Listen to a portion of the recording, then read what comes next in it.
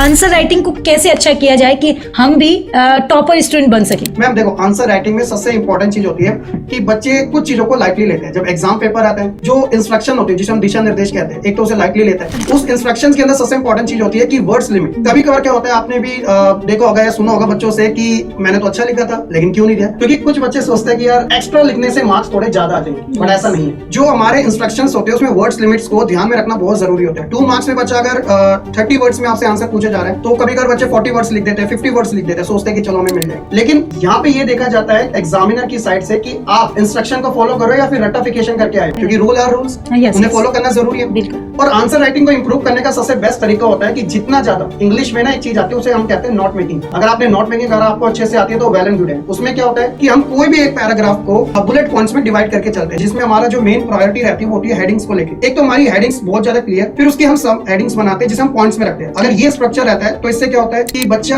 अगर उसने कोई पैराग्राफ में कोई कॉन्सेप्ट को समझा पूरा, उसके बाद डिटेल, लेकिन अगर उसे ब्रेक कर करके हेडिंग्स, सब हेडिंग्स और पॉइंट्स में लिखना शुरू कर देता है, तो एक तो इतना ज्यादा कंफ्यूजन नहीं होती है। दूसरी ये निकल के आती है कि उसका जो इम्पैक्ट है एग्जाम में टीचर के सामने बहुत गुड पड़ता है। ये एक बेस्ट वे है बच्चों कि आप पैराग्राफ की जगह हेडिंग, सब हेडिंग और पॉइंट्स में अपनी आंसर राइटिंग की तैयारी करो। ये आपके लिए सबसे अच्छी बात है।